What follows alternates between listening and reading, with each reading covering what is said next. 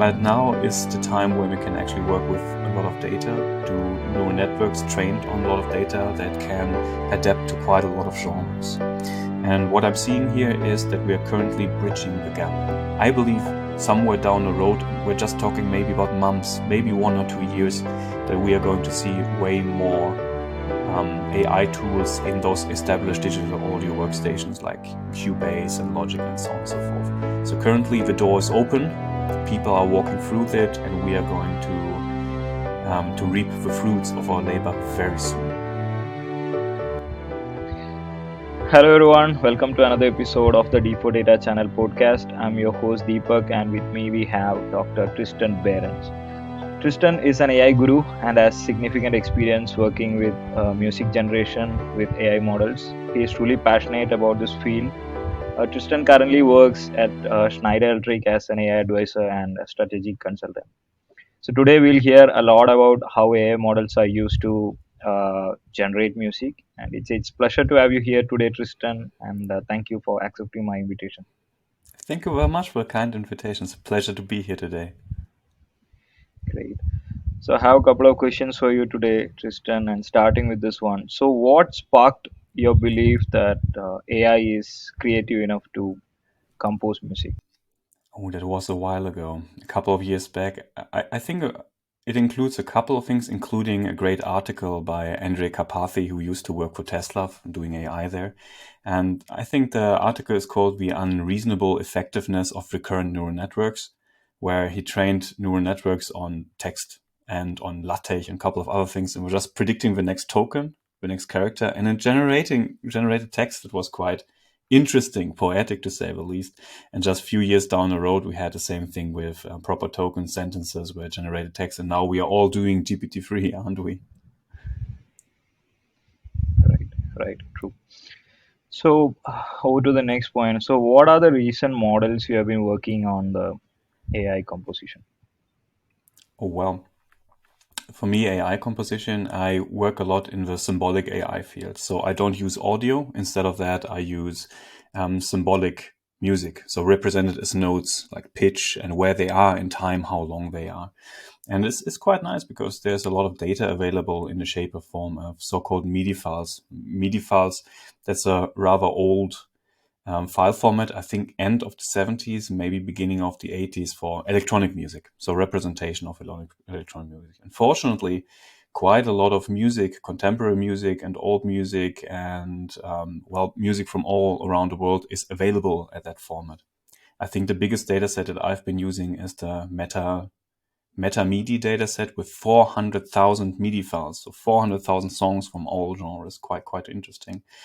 And my work circles around me taking those MIDI files and doing feature extraction, representing those MIDI files as text files, and then I can train GPT on that, which is, well, to say the least, it's the easiest task in that. So data pre-processing takes most time and most effort, and then it's just GPT training on the data. And once it's trained on music files represented as text files, you have a text generation, which basically composes music. It's very, very interesting and very inspiring. Great. So, could you talk a bit about the underlying concepts in the music composition with these kind of models, basically? Oh yes, great question. Music is quite complex. So it's a language that has a couple of more dimensions than just natural language. So what you have is you have a time dimension where you have musical events, notes over time, and you can have rhythms in it. So how long, for example, a note is, and for that we have long notes, you have short notes, and you create a rhythm by that. You usually have a rhythm evolving. What you also have is the other dimension where you have the pitch. So the frequency of the note, you go up, you go down, you create melodies by that. So if you have pitch and rhythm, you have very distinct melodies. And it gets slightly more complicated in a moment where you have polyphony. It means that you have multiple voices, multiple notes, multiple instruments sounding at the same time. So what you think about is, a couple of dimensions. You have the time dimension, you have pitches, and that's the thing, you have pitches, you have multiple instruments sounding at the same time. And there are even instruments that can sound multiple pitches at the same time, for example, the guitar. And this makes data encoding a little bit more complicated when it comes to using GPT, because GPT is a sequential neural network. It's based on the idea that your data is represented as just a sequence of events or tokens, is how we call them. And well, the challenge would be where you have something with multiple instruments evolving over time with rhythm, how to encode that. Unfortunately, there's not a single encoding available right now that rules them all. So one encoding to rule them all. It's not a thing yet. People are working on that. I'm using an encoding that is called MMM. It's quite interesting, and it actually works like a charm. So it can have multiple instruments over time, with polyphony, with high accuracy. And that's actually what I like, because, well, GPT uses self-attention, and self-attention is quite good in modeling these things. So very, very impressive results. What you can also do on top of that, well, is also another dimension. So music also comes in different layers of extraction, where at the lowest level, you just have the note events. But also there's a higher level, like what kind of chords are you using? The chord progression, A minor, C major, and so on and so forth. And these things are usually called rich features. So you could take the music, which is represented as notes, and then you could, with an algorithm, find out what is the scale, what is the underlying chord progression, what is the note density. And these are, you can derive tokens from that, which you would also feed into the encoding. And this gives you quite a lot of power to generate music with AI. Yeah. So how would you rate the existing music generation AI tools on the market? Because like like when I was actually researching about this topic, I saw so many tools and I was just hearing it now. So what are your thoughts actually? How do you rate them? We are getting there. Now it's time to market. Well, the whole field of computational creativity when it comes to music is rather old. So I think the first generated music from computers we got, I think, at the end of the 50s. I actually have a vinyl here, an LP with a string quartet generated by, well, Markov chains. It's quite interesting to listen to, but you cannot listen to that like entirely because it's very, very stressful for the ears. But now is the time when we can actually work with a lot of data, do neural networks trained on a lot of data that can adapt to quite a lot of genres. And what I'm seeing here is that we are currently bridging the gap. And there's a gap between, like, well, I'm an AI person. Like, I know my way around latent spaces, for example, where you can navigate through n-dimensional space and you find something in there, maybe a couple of melodies. This is fairly easy for me because this is where I come from, but it's not something that you can explain in just a few minutes to someone who's not into mathematics and AI. So navigating latent spaces is quite challenging. But what we've seen this year in another domain, in the visual domain, examples are Stable Diffusion and Midjourney and DALI, is where the door is currently opening, that you can generate pieces of art, visuals, by just prompt engineering. So you write something in text and you get some nice visuals out of it. Maybe a painting, maybe something that is a photograph, maybe a rendering is quite powerful. It just takes 3 seconds per generation.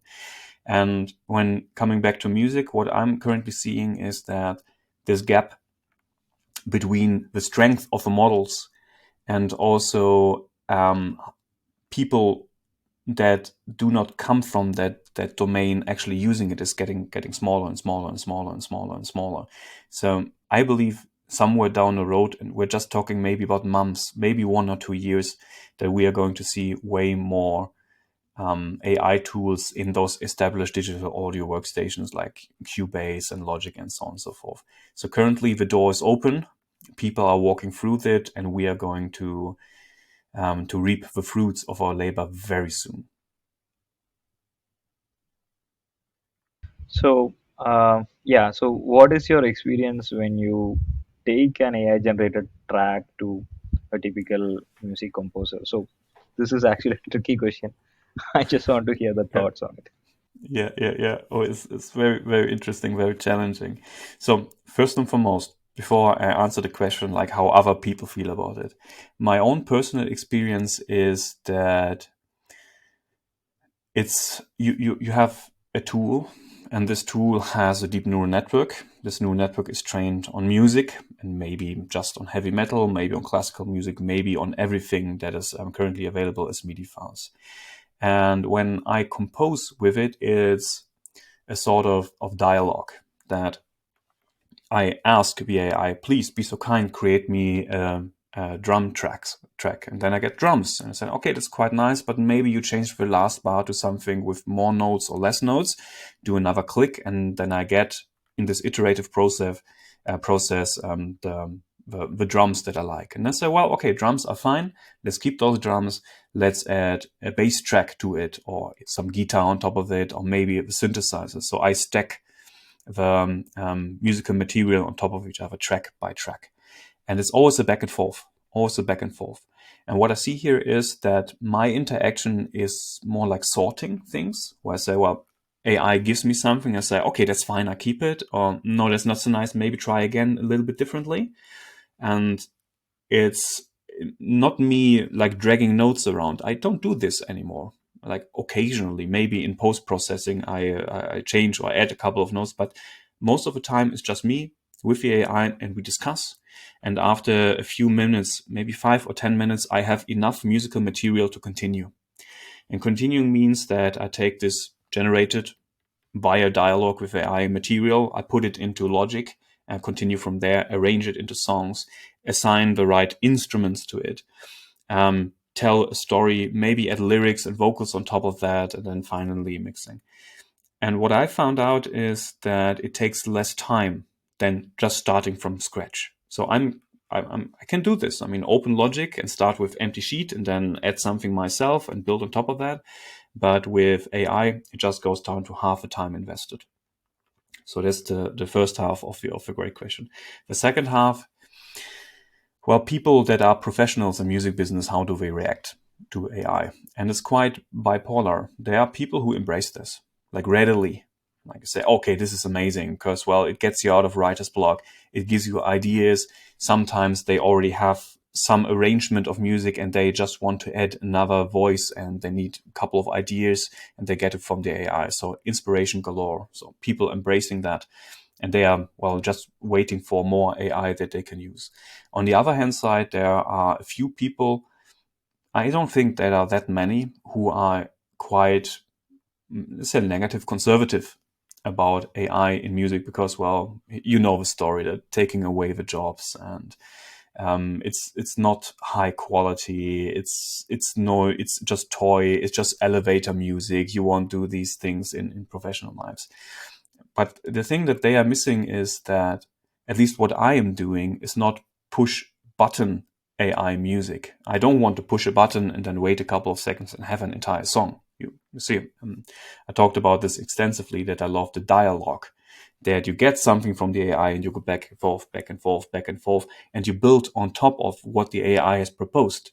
Maybe the material that came out of the AI is a great idea, that you can edit, that you can improve in order to turn it into a proper song. This is what I find most fascinating and I think is most productive, that you get ideas and you edit them.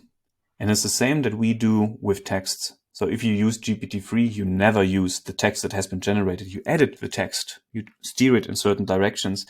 And with the vision models, Stable Diffusion is what we've been seeing the last 2 weeks, I think, is that people are now building tools for this interaction and even improving the process of interacting with the picture that you generate. It's not that you generate a picture and then say yes, no. It's that you generate something else until you find a good solid fundament of something, and then you change details of that with different tools that are available. And that's the whole power, that you don't have to do the low-level detailed work anymore. That's what the AI does for you, but you shape it into something that is in high quality. And I think way more people are embracing that idea than saying no. Okay, okay, got it. So I think my next question is like you already touched upon. So like regarding the human in the loop system. So what all what to say, like what is the human element required when using these kind of models in like in a production perspective, like when we are Yeah, composing the music? yeah. The connection. So what the AI, at least when it comes to experiences with the music AI that I'm using, what the AI is perfectly capable of is generating short pieces of music that are rhythmically, that are harmonically sound. So pieces of music that are a good start. What the AI cannot do, parenthesis yet, is telling a story. So what I never see is that AI generates a piece of music, and then says, "Well, this is the verse of a song," and then goes to the chorus, and maybe has a bridge and another chorus, and then an outro. It doesn't tell that story, which is kind of nice because it gives me the opportunity to be the storyteller with like tiny little fragments of ideas of things that are going to happen, which I arrange and shape in the right order to tell the story actually. So without the human in the loop, at least the models that I'm working with, and this is true for quite a lot of models, you would just get a stream of music that is rhythmically and harmonically sound, but it doesn't tell any story. It just goes on and on and on, sometimes meanders in that direction, maybe goes in another direction, not really coming back to where it started because this is already forgotten, although you have self-attention. It evolves over time, but it just wanders around almost blindly.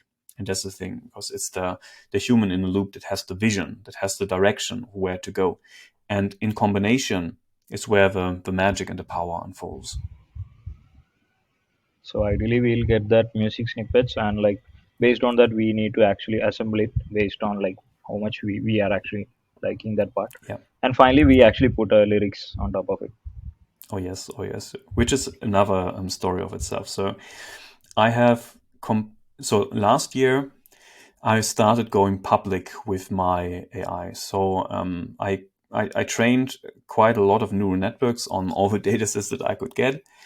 Easter last year, I had this rather, well, I can say strong neural network that was trained on heavy metal only. And I used the music or the musical ideas generated by that network to compose in a short amount of time 3 electronic music albums with my band Hexagon Machine. So Hexagon Machine, it's me and a handful of AIs.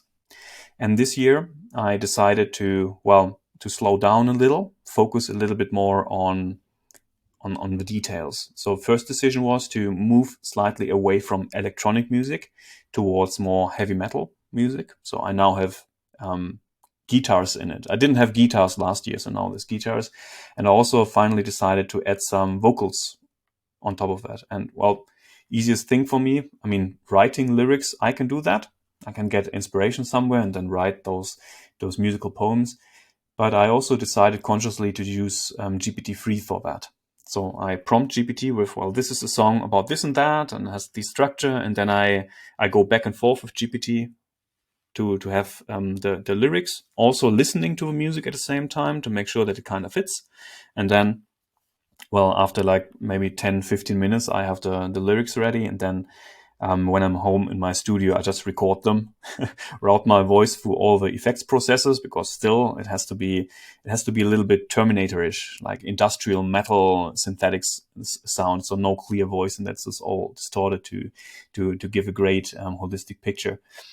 And there's one thing where I was hesitating, exactly the thing with the voice. Um, maybe it's bad if I say that I want to dehumanize the music. It's not true. I want to find out how far I can get without the human. How far? Not entirely. So one thing that I still have on my list is having a vocal synthesis based on AI. So maybe a stable diffusion model or diffusion model that can generate a singing voice, where I would take lyrics that I've generated with one AI. I would take a melody generated with music AI, and I select a couple of features like how the voice is supposed to sound like, and then I press play on tape and it generates the singing voice for me. Is this around the corner? There are a few trained neural networks available that well go in that direction, but I think the best model is in Mandarin, which makes it kind of challenging for me because at least I would like to have my AI singing in English, if not in German, and those models are not available. But maybe if I find the time, or a couple of people will do this, just train on a data set those neural networks, and then we're going to have singing voice. This is going to be amazing. And then also, well, on another level, like different synthesis of the music itself. So instruments using neural networks for, well, for the whole music part, also looking forward to these things. So, well, as I'm sitting here, long story short, I'm quite happy. I'm not 100% happy that I still have to do the singing, quote unquote singing, but it's still fine. But maybe next year I'm going to use an AI that actually generates singing voice for me, and I'm really looking forward. Great, great to hear that. So, regarding the capabilities, so which genre do you believe the AI composes exceptionally well based on your experience? Well, after all I've seen, all of them. All of them. I found it quite fascinating to see it last year. So I started a couple of years ago with AI music. So starting with classical music by Johann Sebastian Bach, always a good start. The chorales by Johann Sebastian Bach, almost 400 songs of church music. It's the hello world of AI music. And then I did experiments. Well, I got my hands on 1,200 rock and heavy metal songs. It was the first AI that I trained last year on that genre, and turned out well promising. So I was amazed that it managed to do power chords on the guitar. I was okay, that's something. Then I did some web scraping and some feature extraction, and I had a data set with 7,000 heavy metal songs. And I was like blown away by the quality of the music that comes out of this neural network. So, well, it can do that. I also have experiences from something where I was still in submarine mode, doing hip hop. So rap music. I would say in comparison to heavy metal, it's a little bit easier because it's way more repetitive. It's more about that you have like 4 or 8 bars of music, and sometimes you turn instruments on and off, and then you rap on top of that. This is the challenge. The lyrical content is has higher quality in rap. But I also saw AIs composing classical music, especially the neural network that I trained at the beginning of the year with those 400,000 songs, which include everything, where I could ask it by tricking it, by selecting the right instruments to compose synth music, synth pop like Erasure, or country music, where I say, well, use this kind of guitar and maybe use a harmonica and some drums. It does this as well. Or maybe I select 4 string instruments and again get a string quartet. It's quite fascinating to see this from just a single neural network. And what I have to say here, this neural network is not that big. It's a language model, but it's not a large language model.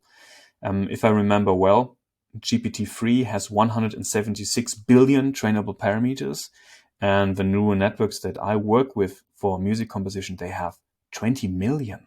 It's nothing. It's an almost shallow neural network, especially in comparison to those models. But the advantage of that is it runs locally, like really, and you just click, and not even a second later you have a composition and you continue. So very, very, very quick iteration, still getting high quality music out of it. It's quite fascinating. Great, great. So, have you encountered any unintentional bias in the music output? I would say no, only intentional bias. only intentional, because well, the whole ethics, like if you talk about ethics with respect to deep neural networks, it goes in quite a lot of different directions. Because always you take a look at the content. Well, if you generate a picture with an AI, you take a look at it and you say, well, is it kind of biased? For example, with DALL-E, when you create pictures of CEOs, always white males in suit and tie. So we kind of did some prompt engineering in order to add more diversity to that. Text models the same, because they are trained on everything, which includes, well, a lot that we have uttered on the internet, which includes racism and things against different religions and so on and so forth. So that's in there. You can trick GPT-3 into being a racist. With music AI, I would say it's also a big challenge on an ethical level, but it goes into a certain different direction. And this direction is true for the other neural networks as well. But here it's maybe it's a little stronger. It's the whole trademarking and copywriting thing. But well, this has been an ongoing discussion, like for quite some time. In Germany, as an example, we don't have copyright, the right to copy. We don't have that. We have something called Urheberrecht, which is a right that lies with someone who created something. Well, it's not the right to reproduce, but you say, well, you got the right because you produced it. A different thing than in America. And the trouble is, it's not black and white. It's not binary. It's not bipolar. You have to like really look closely. Sometimes you can quote unquote steal a sample from someone else, maybe 30 seconds, a long one, nothing happens. And well, sometimes in Germany, there's still an ongoing case in the courts for maybe even 20 years, I can't remember, where a rapper took maybe less than 1 second from a song by German or synth or electronic music artist Kraftwerk. And they have been in the course for 10, 20 years, still undecided, like how far does it get? Well, and this is, well, true, as I've said, for all the neural networks that create something. When it comes to, well, it's hard to say, well, what about racism in music AI? It's kind of difficult as well. There's a certain bias in it. Well, bias would be that, for example, the music that I am listening to in my private life is not really contained in those MIDI files. Don't get me wrong, those MIDI files, they contain a lot of data, including a lot of pop music. But, well, I'm not that into pop music. I'm more into this avant-garde-ish pieces of music that are opening doors to new genres. And this is not represented in the dataset. So this is like a bias where it does not really include the music that I am listening to. It extends to other people's tastes in music. But I would say it's nothing on an ethical level, or ethics, discussing what is good and what is bad, that could really harm people, except for, well, monetary issues when it comes to copyright. Right. Right. So regarding the computation versus value trade-off, so like how intense is the training normally, and how much value addition normally it brings with the music output it kind of generates? Well, first things first, finding out how good a neural network is, there's not really an objective measure to that. There is still a validation loss, but doesn't tell you anything. In music generation, you can have a look at the validation loss. You will find out how much under and overfitting you have. But in comparison to domains like just image classification, is a completely different thing. So maybe you would want to have underfitting in your generative model, because underfitting means it does not stick to the rules properly. It means that it's a little bit more experimental, a little bit more creative, a little bit more chaotic. On the other hand side, if you have a strong degree of overfitting, you would get a neural network that is very, very tight on the rules. So sometimes you want to have that, a neural network that is very strong on the rules, and you have everything in between. So you would not stop a training if you are overfitting, because maybe you want to like to have it stronger. For me, I save every couple of epochs. I save checkpoint, and then I have an underfitting and an overfitting checkpoint and everything in between. And then depending on the mood, I select one of these. But, well, you still have to do the work. You have to use the AI, and you have to create music with that, and you have to show it to people and have people evaluate this. For me, it took, like, I did this as a single warrior last year, where it took me like three albums, each 12 songs, which I composed with AI in order to get trust in that AI. Because, well, it was the second neural network that I trained last year with this new approach. And I couldn't believe that it works. But it did. It did. So that's quite fine. So you never get this out of a system that you actually have to work with the AI, that you have to get a feeling for that. But what I've learned is way more positive surprises than negative ones. So the music is always good, and it could do quite a couple of times more than I expected.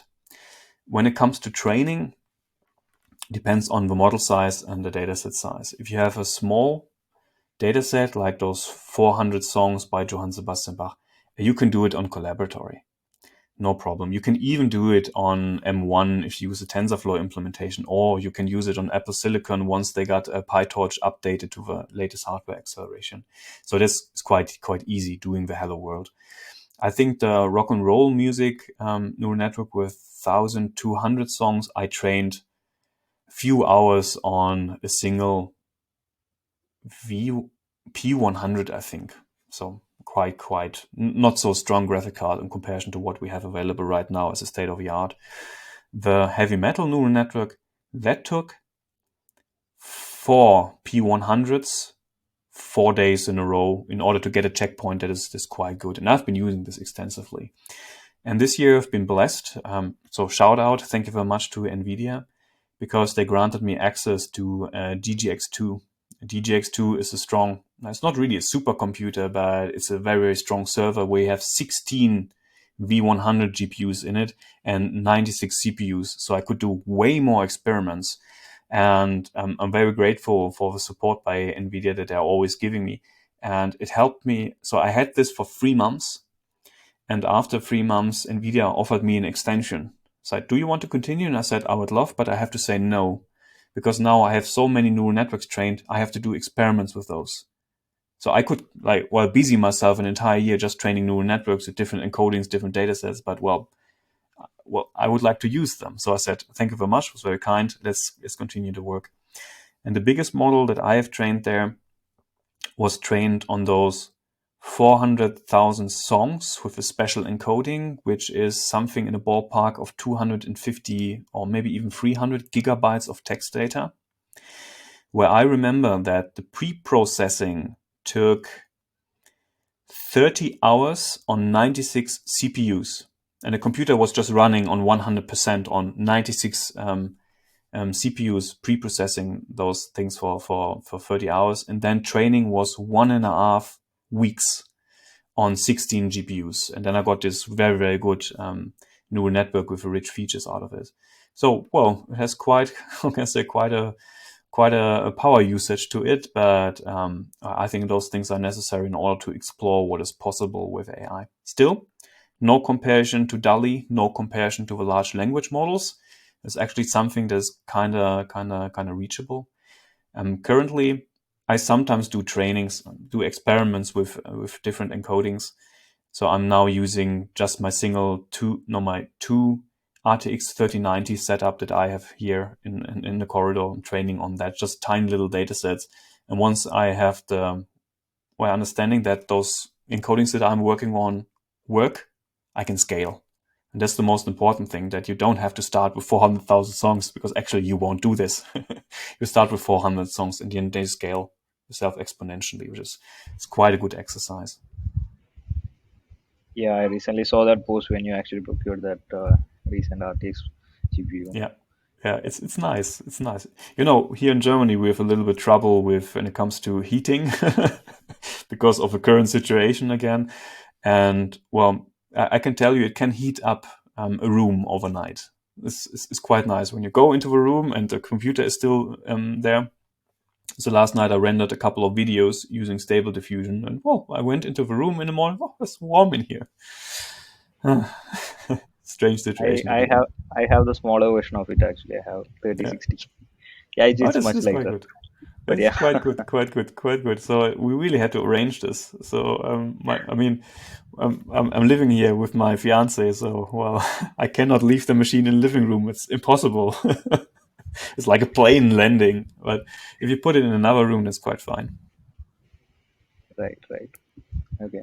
So regarding the level of acceptance and challenges, like there was a quote like this where it's mentioned like currently the best music is just listenable, albeit usually the human input when it's usually created. So what are your thoughts on this particular statement? Difficult. Well, difficult because there's a whole discussion going on about popular music, like music that is accepted by the majority of people, or maybe a majority of people, Gaussian distribution. The thing with popular music is that it's quite interesting, but it's highly repetitive. And there's this idea that you can create popular music with just 4 chords of music, which is true to a certain degree. Also, when you do research, investigate that music, it's also not that challenging when it comes to, well, the vocals, the lyrics, how complicated those lyrics are. And there are studies that showed that over time, like in the last decades, like there's a measure how old you have to be in order to understand the lyrics. And now the lyrics are down to American grade school. So it's not that complicated. So the way I see it is that creating popular music has, well, if you know how to do it, and we have quite a lot of German composers who are quite good at knowing how to do this and made a lot of money with that, like finding out what people currently use and then using the same pattern, but using the pattern differently. Those people got rich. What I'm well, and I said this before, what I'm not really interested in is the popular music. I'm more into like opening doors to new kinds of music, showing what is possible beyond that. And I give you another example, another inspiration that I'm always thinking about is, Garry Kasparov, who played chess against IBM Deep Blue at the end of the 90s and then lost. When we finally saw that after decades of computers playing chess, they are now beating grandmasters. What people don't know is that after he got defeated, he took part in something called a Centaur League. Centaur, which is this mythical creature, half horse, half human. And this league was all about you have a human with a computer playing against a human with a computer. So it's the best of two worlds. You have the brute force mathematical capabilities of a computer, and you have this intuition, creativity of the human, and they are working together. And I am very curious about how is music going to evolve beyond popular music when people are using more and more AI.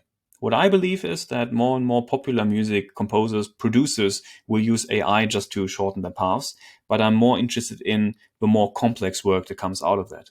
Maybe there will be a renaissance of like classical music, where you have even more complex pieces of music telling a story and still being good to the ear, and most of that or parts of that generated by AI.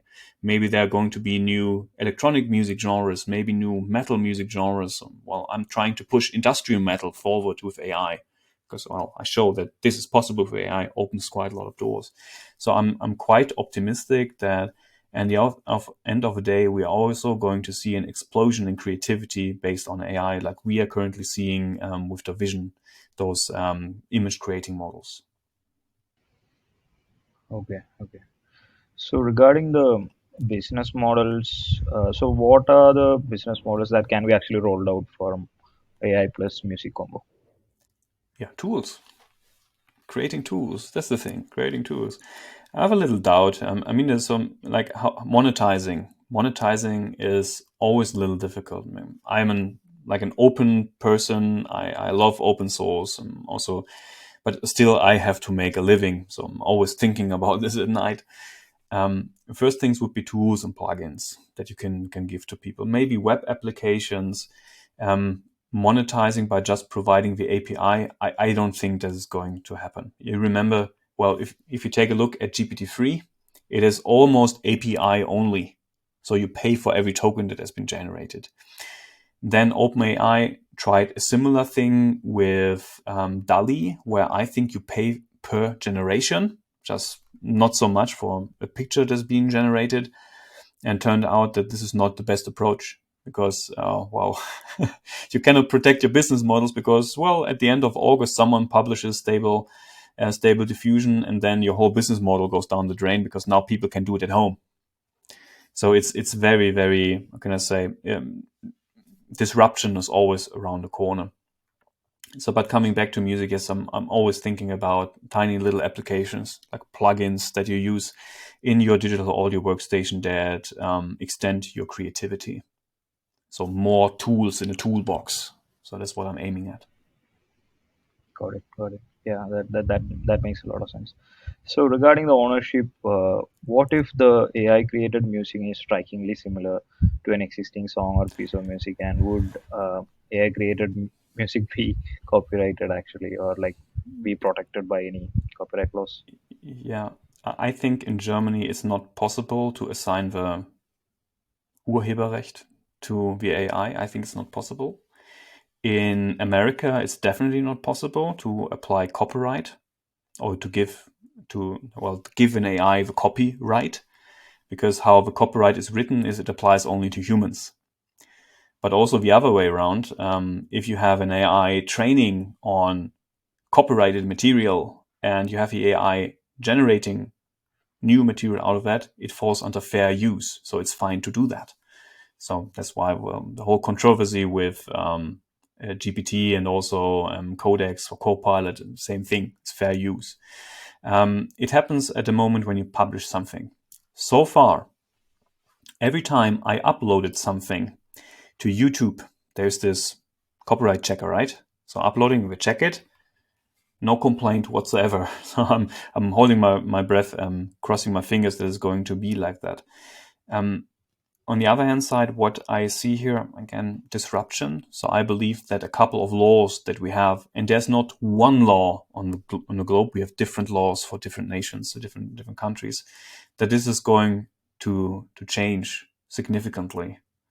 Well, as I've said before, there are examples here in Germany, in Europe, all over the globe, where people take a lot of music and they sample it and then they make songs out of it and everyone is happy. Or we take just a tiny little piece and quite a lot of people are unhappy for decades.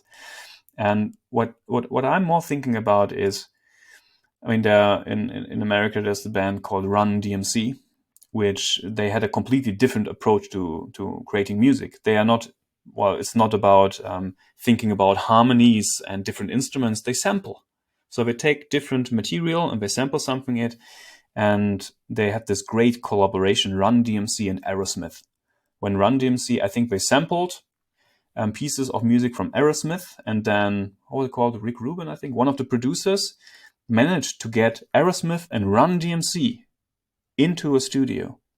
And you had the rap hip hop world, which is all about sampling, and you had the rock and roll world, which was about fame and guitars, and they worked together and it worked like a charm. No legal issue whatsoever. So it's more like a cooperation. And I think what we are letting go is is some bad attitude in quite a lot of people, is that they would like to assign ownership to ideas. And this is quite horrible. I mean, this is my idea. You are going to steal my idea. That's why I attempt to sue you or put you under pressure. And all these things, it happens all the time. But what we humans are, we take ideas as inspiration always. We are always inspired. It's never that you create something just out of nothing. You always have the inspiration. And real artists, real creators are always happy if they get inspiration and also if they can inspire other people. And then they create something new out of it. And that's the thing, we are mixing all the time. We are mixing creative ideas, and we as humans, we have this advantage because we are per default multimodal. So I can take a mood that is outside in the weather and translate it to music, and well, not vice versa, but you get the idea that it's not only musical material but everything around it. And my hope is that, following what AI is showing us, that we humans are going to embrace the idea that, well, there's a lot of ideas. And if you take an idea and you change it a little and turn it into something new, it's a new idea. And you cannot really put a copyright on an idea. So I have the high hope that this works. And I think there's also going to be a good way how to monetize music. I mean, music monetization, always a thing, used to be quite good, kind of went down the drain, but still people are making a living with music. So I'm quite hopeful that maybe even through AI, we're going to have quite a lot of more people on the market with high quality music, even making a decent living out of it. So I'm crossing my fingers, and I'm hoping that quite a lot of people are going to be more creative with AI. Great, great. So that actually covers all my questions for today. And thank you so much, Tristan, Great. for this wonderful podcast. And like, Mhm. I really enjoyed the conversation, and Me really, too. I'm really like happy to see the entire progress which you actually mentioned, and it's really great. And then Thank you very like, much. it's a great discovery, to be honest, like to understand how AI can be actually used in a creative field. Yeah, yeah. Deepak, thank you very much for the kind invitation. It was a pleasure. And I hope that I could at least inspire a couple of your listeners to maybe have a closer look at AI for music and AI for creativity. Thank you very much.